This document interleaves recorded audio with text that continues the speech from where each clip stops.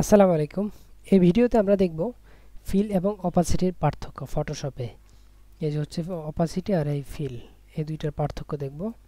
তো এর জন্য আমি প্রথমে একটা এখানে টেক্সট লিখে নিব। লিখতে পারি গ্রাফিক্স ডিএসআই জিএন, একটা স্পেস দিয়ে নেই।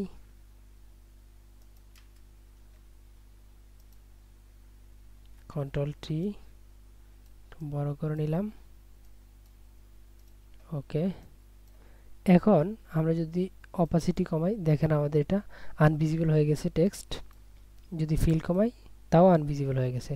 তো আমরা এখন দেখতে পাচ্ছি ফিল এবং অপাসিটির একই কাজ। তো আমরা যদি এখানে ইফেক্ট লাগাই আমাদের এই টেক্সটে, তো ডাবল ক্লিক করলাম এই লেয়ারটার উপরে, টেক্সট লেয়ারের উপরে ডাবল ক্লিক করার পরে আমাদের এই নতুন একটা উইন্ডো আসছে। এখান থেকে আমরা ড্রপ শ্যাডো এই ইফেক্টটা দিব।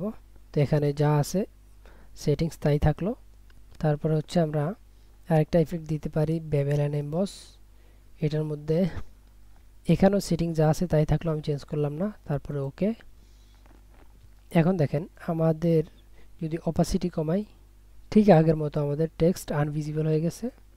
ইফেক্টও আমাদের কিন্তু এখন ইফেক্ট আছে এই টেক্সটের মধ্যে। আগে শুধুমাত্র টেক্সট ছিল, এখন টেক্সটের সাথে ইফেক্ট অ্যাড করা আছে। তো আমরা অপাসিটি কমাইলে চলে যাচ্ছে আমাদের ইফেক্ট এবং টেক্সট দুইটাই আনভিজিবল হয়ে যাচ্ছে।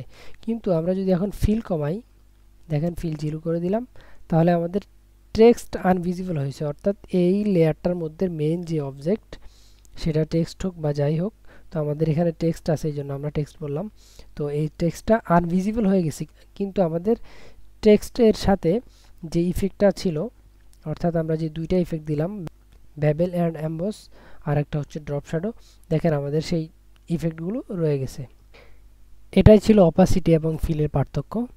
অপাসিটি ফিলের আরও বিস্তারিত ভিডিও আছে, আপনারা ইউটিউবে সার্চ করলে দেখতে পারবেন।